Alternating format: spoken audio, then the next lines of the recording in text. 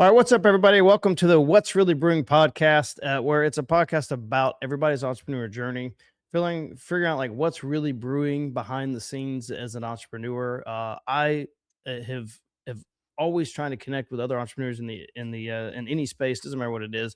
Just trying to learn what their journey is, what their struggles are. We all tend to have the same things, and then the last part too is just it's a feels like a lonely place, and so the whole goal really is just to two things. One, to help me as an entrepreneur. I'm very selfish on this podcast to see where people are at. And then the second part is to hopefully at some point in time we build a community around and a positive community where we support each other. So people have a place to go connect and feel supported in their journey. So, anyways, today's guest, we've got Adam McChesney of Builders of Authority. Connected with him, it's been a few years, probably 4, 5, 6 years now. Known him in the online space, and he's just done amazing things, dude. Taken off, and I know a good bit of his journey, and I wanted to share it and bring him on. So, Adam, man, I appreciate you hopping in, dude. Yeah, thanks for having me, Jordan. Excited to be here today, man. Yeah. So we go back to the beginning for just a moment because you started with a pretty cushy gig in sales, right? And you're like all of a sudden like, hey, guess what? Let's just do this entrepreneur thing. And I feel like I didn't have a cushy gig, but I did the similar thing. So talk to me about like, man, what was going through your head when you started to make the switch? Yeah, so I right out of college kind of fumbled my way working some odd and end jobs and didn't necessarily know what I wanted to do when I grew up. But I always was intrigued by medical device sales. So I played college soccer at an NAI school and at the alumni games. Some of the past alumni Mm. were showing up, and there was two people in particular that always had like the nicest cars, and I would follow them on social media and LinkedIn, and they were traveling and they were doing all the cool stuff, and they were both in medical device sales. So I had no idea like what they actually did or how to even get into it, but I thought like one day that would be really cool to do that. And so in 2016 I had just moved back home. In 2015, was living in my mom's basement, and I got into a company in here in St. Louis, where I'm from, basically selling life science and specific research for cancer chemicals and reagents. And it was a small company that was basically selling those products. And so I got in there more like specialty sales and did that for 18 months, had a 18 state territory. So I was traveling all the time, and it was awesome to see the world, go to college campuses, medical institutions, and push our product in there. And so that's really where I cut my teeth in cold calling and sales and all of that stuff. And then I got on with a company called ResMed. So for those of you that are familiar with CPAP equipment, the devices, the masks, I sold for ResMed. And I started in a very entry level role there. It was a new position within inside the company. Got promoted within about 9 months to a key account manager role. And in my first full year, I made $200,000. And that was at the age of 27. And so I'm looking there at 27. 2 years before that, essentially, almost to the day, I was making $35,000 a year. And so within a 2 year period, like a massive jump. I had bought the ring to propose to my wife right after I got the promotion. And all these things were like going through my head of like, man, the rest of my life is just like set. Well, I did that role and started making the money, and I wasn't like spending it at all. I was saving it up and just living a normal lifestyle. And then November 2018, I was sitting in a hotel room right before Thanksgiving. I'm like, man, once we have a family, once I decide I don't want to travel all the time, like how am I going to continue to make the money that I'm making and them still want me to work at the company? Like it's going to be very hard to do. So I typed into Google how to make money online, and was looking at a lot of different stuff from physical real estate to Amazon drop shipping, eBay reselling, and then came across the course that taught me how to build websites, create Google business profiles, and then rank websites and Google business profiles. So that was the start of it, and then built 200 websites as kind of a side hustle. Wasn't good at selling them, but was generating leads, giving people a bunch of free leads, and charging a little bit here and there. And then pandemic happened, and went full time in July 2020. That's not Pandemic did a lot for folks, didn't it? It did. We that's when mine switched, was like, sitting with my kids. I was a year later, but it was in the middle of sitting with my kids. Like, at home I was teaching, so I didn't, we couldn't do anything. They weren't letting us in schools, and I just sat there with my boys and was like, one was, I don't remember how old they were, but anyway, putting up a fence, and I was like, man, I'm missing so much time. And Mm. so, like, that switch happened right then. So I think, as weird of a time that was for everybody, imagine where our trajectory of life would be without it. It's crazy to think about. It's interesting. So you launched in 2020. What did you do then? I know you said you're building websites. Did you have a particular, like, a marketing agency? Like, where did that start? Yeah, so when I went full time in July 2020, I was still primarily doing the rank and rent digital marketing model. So I was still building those websites. I was then selling the leads, either on a paper lead basis, commission, or just like a flat monthly rate. And then about a month in, realized like, hey, I need to open a traditional agency where people don't want need to necessarily build a website that I own, and an asset that I have. They don't want to basically rent their stuff. So I transitioned in August of 2020, and then from there, from August of 2020 till April of 21, I did all the stuff myself. So we'll call it whatever that would be, 9 months. I was the one building the websites, doing the SEO, doing the Google business profile. I had a couple of virtual assistants at the time, that were doing some admin and back end stuff on SEO. But for the most part, I was just working endlessly and doing all that stuff. I was the account manager. I was the owner, or whatever you want to call it. Like, wearing all the different hats. And so I did that for 9 months until I found an opportunity to become a franchisee of a digital marketing agency that essentially had the back end processes and systems in theory, to do all the other stuff other than account manage and sell. And so that's when I made that switch of doing everything on my own versus doing it inside of somebody else's system. I know you've got a story that's within the franchise stuff, but let me ask you this: did that really help, getting? I know having all those back end processes and buying into that, did that really help kind of catapult you out of being the everyman hat person into feeling like an owner? Then did that give you the confidence? Because I know several other that went into that same franchise, and I feel like all of a sudden afterward they blew up despite whatever happened. Um, Yeah. Talk to me about, like, that confidence change when you made that franchise leap. Yeah, so I think it was part confidence and then part just like, hey, I'm in this thing and I'm paying to be in here. It's not fiscally responsible for me to try to go care about everything else. And so part of it was also just the mindset change that I had. So in April of 21, I was at like 30K a month in recurring revenue. Vastly undercharging. So my average retainer, I had about 30 clients, so about $1,000 a month. And then in 6 months, October of 2021, 6 months later, I hit 100K a month. And so I did in 6 months, right? Basically 3x more of the business than I had done in 9 months previously. And it really came down to me just becoming a business owner, but focusing primarily on sales, which I was really good at, and client experience. But I ended up building out a client experience team that ended up handling that stuff too. So I did kind of step in that role, confidence, mindset, necessity, and also just like the fiscally responsible thing to do as a business owner because I bought into somebody else's system. So you were like franchise of the year like 2 years in a row, weren't you? I was, yeah.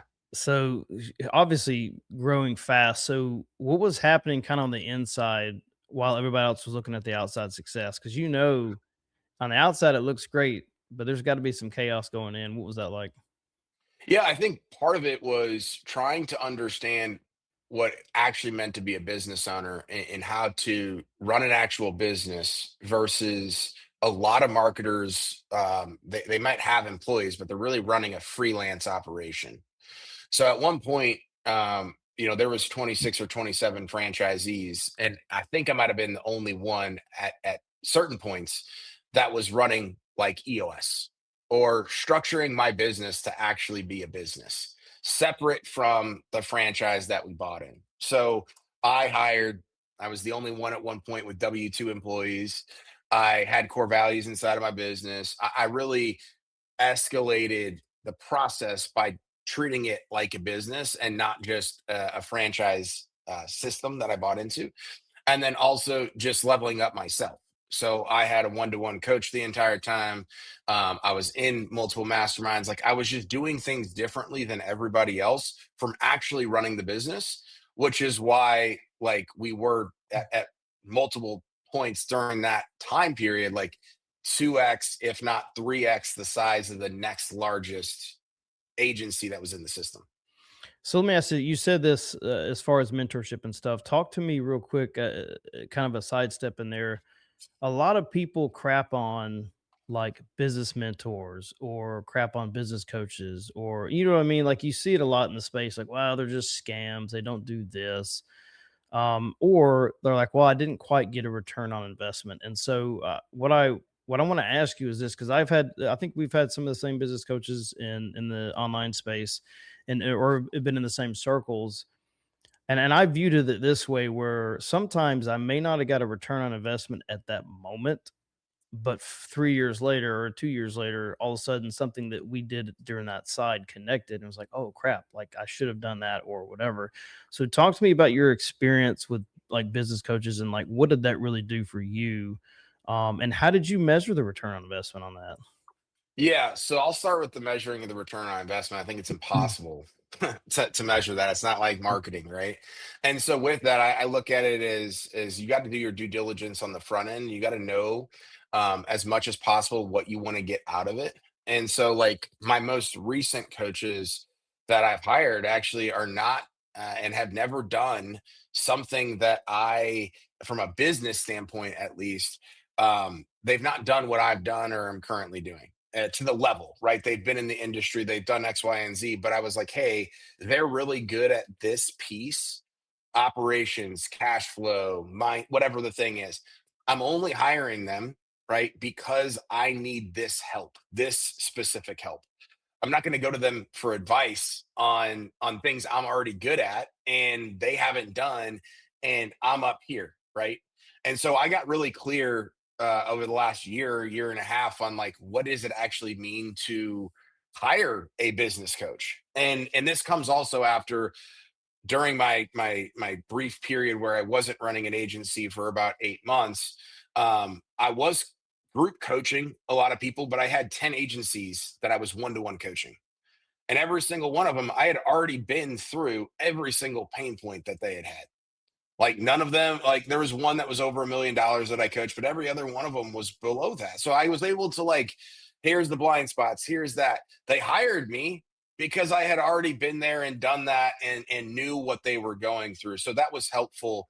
I think seeing it on the other end of me just being the consumer of all that stuff. But where people go wrong with business coaches and then they blame the coach, and don't get me wrong, there's as you know it, there's coaches and there's masterminds that absolutely deserve the blame because what they pitched you or sold you is so far from the actual reality of what you're getting. But let's just say that it's not that way. Let's say that like the track record's good, they can teach, they can coach you. I've found, right, that it's usually a correlation between who the individual is and the business that they're running is they complain about their business coach. They complain about the masterminds they're a part of. They complain about the industry events that they go to. They complain about their bookkeeper. They complain about their marketing company. They complain about everything, right? And so there are just some people that they need actual business coaching if they're willing to like let the walls get broken down, put their ego aside, go do all that stuff. But some people just really aren't good at doing that. And so I look at so much of the stuff that you and I see online where people are complaining about all this stuff. It's like if you were to sit in their office and look at all of that, it's not just the business coaching or the marketing. Everything is falling apart.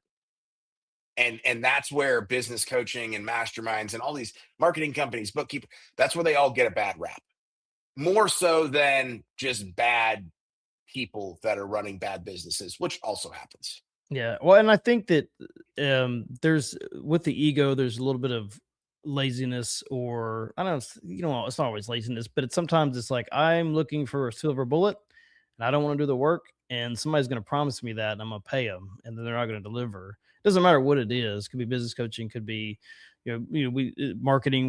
We're always connected on that, where people are promising, way over, and just can't deliver on anything that they promise. And I feel like I'm with you, and I talked to a lot of people about this.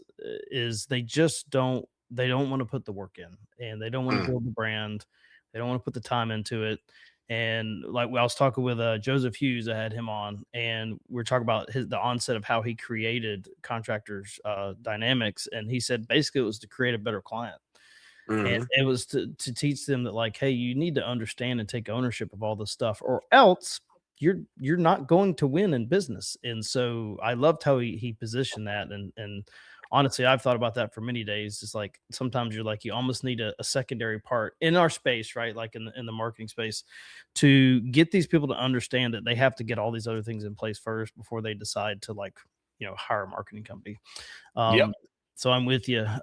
So talk about the transition. You said it, you mentioned it. So I want to touch on this transition out of the franchise into builders of authority. So what, like, that's got to be a scary transition, because you didn't have, you had all these skills and things that you could do, but you couldn't do them at the time. So talk to me about what that transition was like. Yeah. So, and not a lot of people know this, but in June of 2023, I became a partner at that agency, right? So I basically dwindled or merged my franchise, my book of business, some cash, my clients, my team, all that stuff into a bigger partnership that was then created. And so that was June of 2023. I basically became the VP of sales, if you will, and then a partner of everything. And so that went on until February of 24. So coming up on 2 years from that.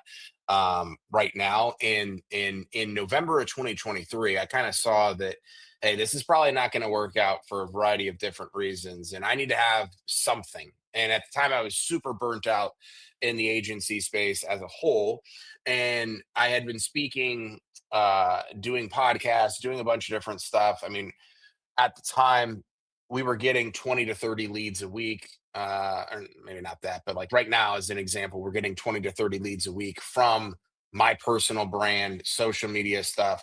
And people were like, Adam, you're tagged everywhere on social media, you're speaking at all these events, you're doing all this stuff, can you teach me how to build a personal brand? And a lot of it was agency owner driven, because of course there's a direct correlation between what I was doing to how they could implement it. And for years, for 2 straight years, I just told people no, like not interested in starting a mastermind, have no interest in doing one-to-one coaching, and have zero interest in creating a course to teach you how to do all this stuff because it changes all the time, as you know. And then it finally just hit me like, man, I put out like a free guide on how to build a personal brand, and did that in September of 2023. And over 500 people ended up downloading that guide. And so I was like, okay, I gotta do something with this. And at the time, again, we were getting ready to have our firstborn Murphy. I was going to be taking some time off, and then I just realized, like, man, again, this is not going to work out in this partnership. And so launched Builders of Authority as a personal branding mastermind, and did some one-to-one coaching in November of 2023. And then when I basically raised my hand 2 years ago and said, hey, I'm out, let's figure out what this looks like. Uh, I ended up basically getting fired from my own company and having to pivot and figure out what was next. What was next was 8 months of legal situation and battle, which I don't recommend doing that to anybody. And from there, I had a non compete. And so I had to go all in on the mastermind, right? Because it wasn't selling digital marketing services. And so, but that was the ultimate goal. Is I said, hey, I want to get out of the agency space. Super burnt out. This is not fun anymore. And so for 8 months, we just plugged away, grew our mastermind up to about 100 members, had multiple weekly calls and different strategy sessions and things like that, but just helping people, become the authority in their industry through organic social media. Over that time, people started to realize and figure out, past clients, people that had heard about my name, all that stuff, realized that I wasn't doing digital marketing anymore. And so people kept reaching out like, "Hey, Adam, when are you going to do it again? Are you getting back in the space?" And I just kept tell people, no, no, no, no. Well, then as time went on, I look at like growing the mastermind and doing all that stuff. And it was not as enjoyable as I thought it was going to be. Right. So a lot of people are like, man, the grass is greener over there. And sometimes it is, and sometimes it isn't. For me, it wasn't. And I was doing one-to-one coaching with agency owners. And I really started to enjoy that. And then I realized so many people still don't do the work. Like I was in multiple of my clients' businesses because I had so much time. That was the thing. I was creating content. I was hopping on 3 calls a week with our mastermind, and then I was doing one. I was going into people's businesses and basically hopping on sales call. Like I was doing so much inside their business, and then they were still screwing it up in some instances. So I was like, man, I can't do this at scale either, even though I love to do this. I may as well, when all the dust settles here, I may as well just go restart an agency.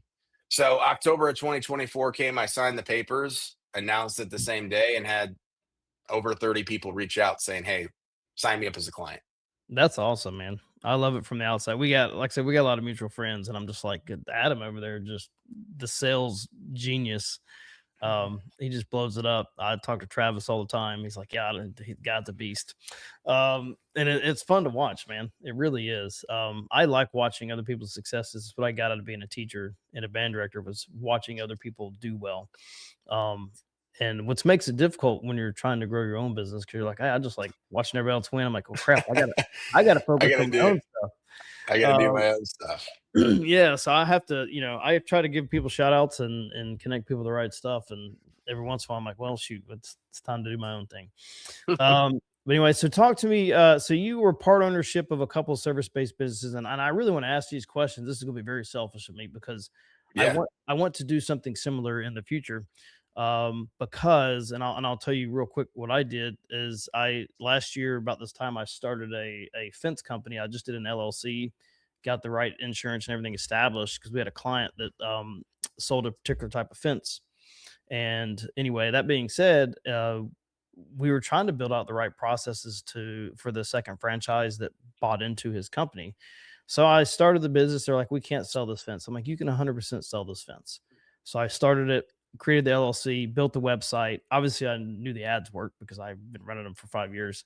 And we started running ads. So I was answering the phone, and I was doing the sales calls. I was following up with leads. Got too busy. Obviously, I couldn't do two businesses. But anyways, we sold a $65,000 fence within a month. I think we spent less than $2,000 on ads. And so, like, obviously, return on investments there. Um, Mm. and so, at some point in time, I would like to either start into a fence company, or another service-based business, once I'm all settled with Presto. So tell me about your autoglass company, how that kind of came about. And I know you guys sold it recently, which is awesome. And you also were into one other one, I believe. So tell me, like, what was that? What was that like? How'd that partnership form? Like, how did that work with you? Because I'm interested, because I want to do it at some point. Yeah, yeah, yeah. Great Mm. question. So in 2018, the third website that I ever built out of those first 200 was an autoglass website here in St. Louis. And I can't even remember, like, the first 3 websites I built were appliance repair, roofing, and autoglass. And I can't even remember like why I chose those, but I was just doing research and industry research and looking at all the keyword tools and figuring out what was low hanging fruit versus difficult. And I just throwing crap against the wall. And then all of a sudden in 2019, so the website launched at the end of 2018. 2019 comes around about halfway through the year. Um, I started to see like call volume spike and increase, right, to like 30 calls a month, which on a site that had been around for less than a year and basically a fake company, that's kind of a lot. And so I finally found a guy about 20 minutes away from where I lived, to take the calls after like sending a bunch of free calls to all these autoglass guys that were like, yeah, we'll take it and we can handle the work and we'll pay you. And they never did. And so then I found this guy and he was paying me super low, like $300 a month, as basically like a tenant to all these calls. Meanwhile, we're talking 30 calls a month when we reach this agreement. And so I'm super busy with medical sales. Towards the end of 2020, I start to see it creep up to like 100 calls a month. And so numbers wise, he's got 3x the calls and paying the same rate. Like, good on him, bad business on me. I own the asset, I'm the landlord. I could increase it if I wanted to, but I was just like, I'll let it go. 2020 comes, and that's when I'm in the mindset of like, hey, I'm going to go full time with this. Pandemic, helps escalate everything. And the Google business profile with 0 reviews was number one in the map pack, like right around COVID. And then the website got to the first page of Google too, around the same time. So we're talking 18 months post launch of everything. So it took about 18 months end to end. And it starts to get 300 and 400 phone calls a month. Like, legit people like, hey, I got to go do this. So we're post me leaving ResMed, July 2020, give or take. And I go back to this guy. I'm like, hey, I know you've kind of like kicked the can to the curb, but I'm gonna have to increase this. Like, you're literally paying less than $1 per actual lead. Yeah. And you have to pay 15 bucks a click on Google. Like, we got to figure out something. And he was like, hey, I'm super busy right now. He was a one-man band, and he had never spent money on marketing and advertising before. So it was all new to him. And I was like, man, this has got to get closer to like $1,000, which was still even low for the amount of volume. And he's like, let me think on it. And then he basically like told me like, kick rocks.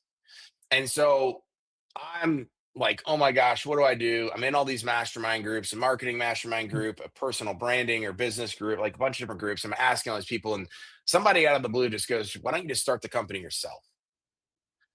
And I'm like, sounds very ridiculous. Like, no, I'm not going to do that. So I went and I called every other autoglass company in town. I tried to make my way up Safe Flight to like sell them this site. And I had lunch with a couple of the autoglass owners, and they all were like, Adam, we've been in business for 10, 15, 20 years.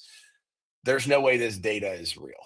And I'm like, click, I'll give you access. Click and call, like, listen to the calls come in. And they were just too, whatever you want to call it, ego driven, naive, whatever, right? And so I got nowhere. And in November of 2020, I meet a guy, and almost off, like I think it was either Craigslist or Facebook Marketplace, like crazy, who responded to me saying, hey, I can generate you leads. And he was running a detailing company at the time. And so I'm like, man, car detailing is way more competitive than auto glass because anybody can detail a car. But if you have any interest, I have this crazy idea to go start this auto glass company. And he's like, well, I went to auto whatever school, and I know a little bit about glass. I can learn what I don't. And he was basically living out of his car. Like, that's how crazy the situation was. He's like, I'm in. So we start the company on paper in December, November of 2020. January 4th, 2021, we officially launch. First day, we have 45 phone calls. We were mainly ranking for repair keywords, so we thought, like, let's just start off with actually physically repairing it, the rock chips, etc. And so many people want repair, but they actually need a replacement. So the first day, there was only one lead that we could actually help in the moment. We're like, wow, we just created this company and have no idea what to actually do. So we found a sub to start doing the replacements. And then eventually we hired technicians and sent them out to California and had them trained. And we were doing it all in house. But yeah, 2021 was the first year. It was super rocky. I lost about $60,000. Because I was the CEO of the company. Like, I owned it. I had this guy. He ended up stealing money from me. He stole tools from me. We had a $60,000, $60,000 truck he drove across the country and crashed. Like, the craziest crap happened because I mean, the timeline is right when my marketing agency went from 30K to 100K. And I'm like, man, I can't pay attention over here. And so that happened. We fired him, brought in a manager about a year and a half into it. My uncle came in as a business partner, injected some money into it.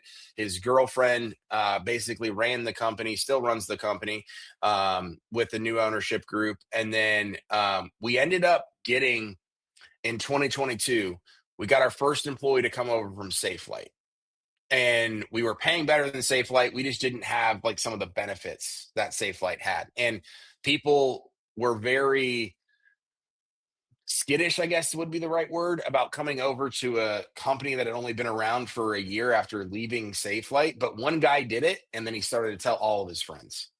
And so we went from having to send people out and train them into California or to California to get people with like, at one point, our least tenured technician had 10 years of experience. So in autoglass, it's super difficult to like know every single windshield and know the caliber, like all of that stuff, right? And so that was helpful. And then we scaled it. 2024 was our best year, hit over $1 million. 2025 did over that. And then my uncle was like, hey, I kind of want to get out of the business. I was like, hey, I'm good with that too, because we were getting ready to start the other two companies that we're now partners in as well. And then the marketing company was going. And I was like, hey, I think it's time. So found a guy here locally, bought it. We sold it to him on October 1st. I went, 5 years. Well, not 5 years. Yeah, I guess 5 years, whatever the math is on that. And I never ended up repairing or replacing autoglass. The website that still runs this company is the dinky little Weebly website I built in 2018. And then we started a roofing company and an outdoor living company the same day, technically on paper, with our clients that we already had up in Long Island, New York, that were doing, and they still do, outdoor and landscape and permanent and holiday lighting. And they were like, hey, we've been in business for a while, 15 years plus, and we've worked with multiple marketing agencies. You guys are the best that we've worked with. We know you have business experience outside of marketing. Will you come in and um, start the company with us? Branding, logos, you name it, and then go from there. That's awesome, dude. See, yeah, and that's where I'm close to taking the lead with some of our clients. One of our longest running client just needs help on the answering the phone side, right? Like if I can walk in with zero experience in fencing and sell a $65,000 fence job, that ain't bad. Because I drove to the guy's property, never done anything whatsoever. I was like, we're just going to measure it off, and then called our client, subbed it out essentially, and was like, hey, like how much can we do it for? Put margins in, and Bob's your uncle. There's a big fence job. It's like, Yeah. but no, that's interesting, and I love to hear the stuff you struggle with in there. It always, social media always looks like a sugar coating, and you do a good job of letting people know like when things are like, hey, this is hard. And so no, I always appreciate that. Um, so talk to me real quick because we're both dads. I'm a little bit older dad than you are. Not by much. So Murphy was born what, September 2023, around there. Yeah. How did becoming a dad, we're finding out, how did finding out and then becoming a dad kind of change what you're building? Yeah, man. And I've thought a lot about this as well. So like I'm getting ready to move out of the office that I'm in right now. And so been here for 3 years, signed up for a 3-year lease originally when I had my last agency and my last franchise, because I had employees here in St. Louis. And it was around the same time that we found out we were having Murphy. I'm like, I got to get an office. Like, I can't do this thing. I mean, I have a little space at home, but like, there's not much that like would be dedicated to do what I'm doing. And so I get this office, right? We start to build out the company, do all that stuff. And then I started to obviously like future and forward think. So my mindset, right, was like, hey, the way that Adam is running his franchise agency right now, that's not going to be sustainable for a variety of different reasons if he also wants to be, a present dad and not just lose his freaking mind. So part of it was the reason why I became a partner is I said, hey, I want to take a step back a little bit. I want to like not be running 1,000 miles an hour. I was traveling all the time. I mean, still travel a little bit, but like was traveling all the time, doing all that stuff. I said, hey, I don't I don't think I can do all this. So that was part of the reason why I became a partner and kind of just dropped everything and became an employee of my own company as well.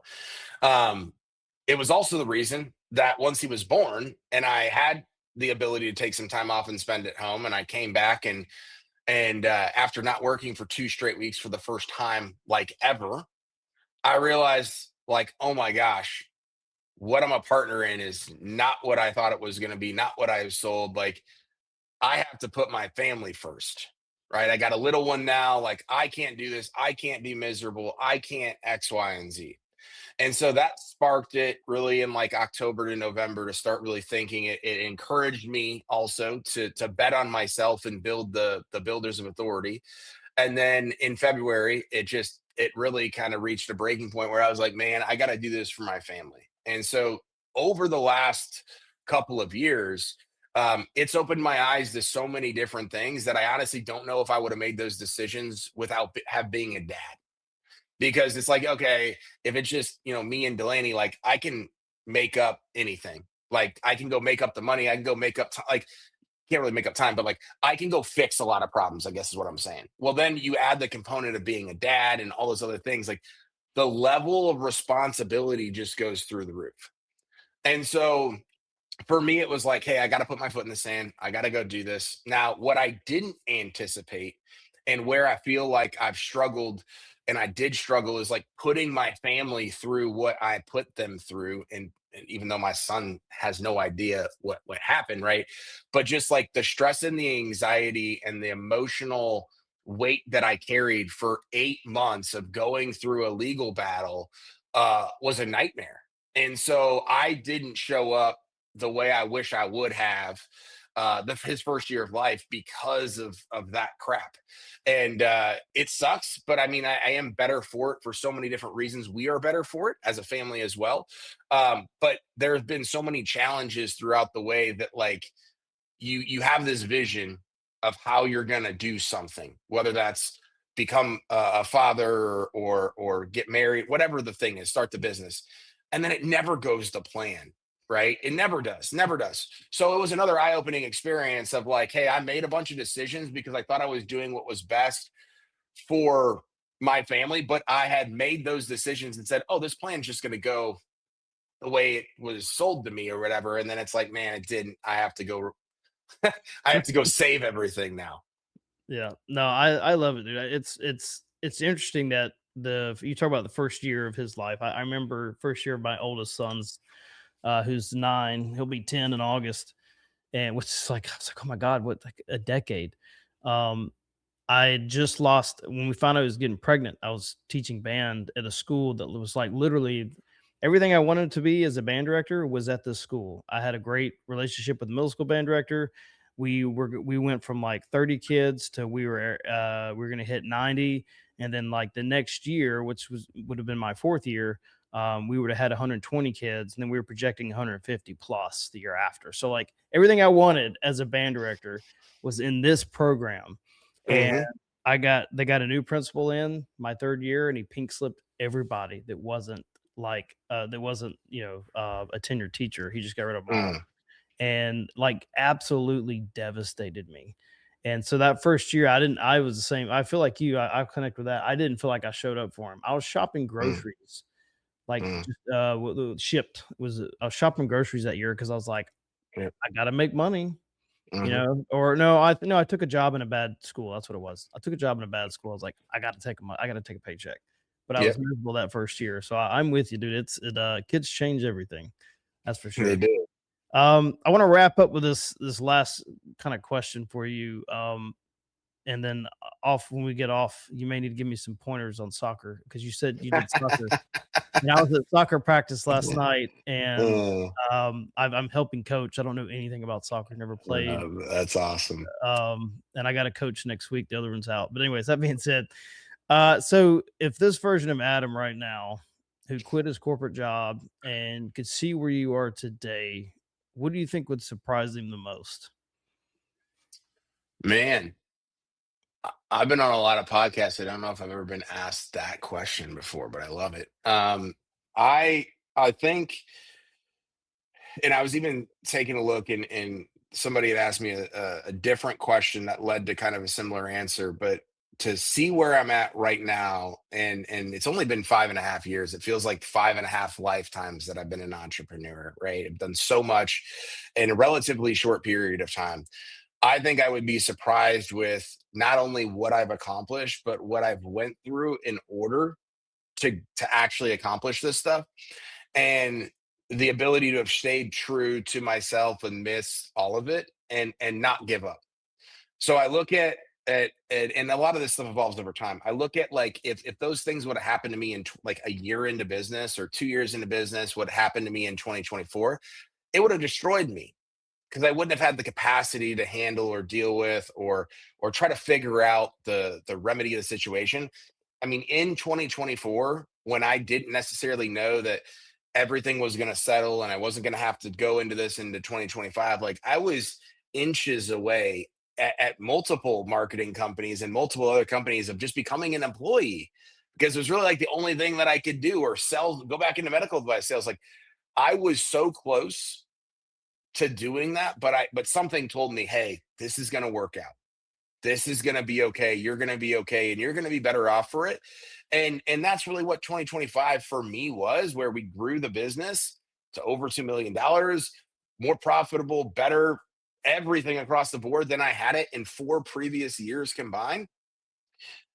That to me is probably what I would be most surprised with is just the accomplishment, but really is like, hey, what you had to do in order to get there, combined with you not giving up, I think a lot of people would have given up. Yeah. No, I agree. That's the one thing I have to tell myself every day is don't give up and keep showing up. And today, and I'll tell you this, today I did not want to show up today. For being honest, I was like, today was just one of those days you show up as an entrepreneur, you're like, I don't want to do today. Yeah. And so I this conversation was hugely helpful for me. So I appreciate it, man. Like I said, that I selfishly started this podcast for me. But Yeah. Oh, yeah. I hope other people connect with it as well, because everybody has those days where you're like, I don't want to be here. Yep. And today, just if we're going to be honest, was one of those days. So I appreciate it, man. Well, hey, thanks again for sharing everything about your journey. I think a lot of people need to hear it. There's a lot of great stuff that everybody can pull from. I think the number one thing that I'll tell you this that I'll get from anything, and I keep telling myself is just the last thing you said. You can't give up. Like there's Mhm. something's good if as long as you keep showing up and putting the time into it. I know Alex Ramosi says this crap all the time. Like you just have to keep going Yep. until and the stuff will fall into place. And so that's what I remind myself every day. Dude, I love watching you blow up. Love watching what you do. As always, appreciate your support and coming on and sharing everything. And hopefully, for anybody that's watching or listening, I know we're six episodes in, and I'll keep saying this. At some point in time, there'll probably be, let's hope that there'll be hundreds of thousands of views just coming back to this episode, and people listening in on everything great that you have. So, Adam, thanks again, man, for hopping on today. Yeah. Thanks for having me, man. Appreciate it.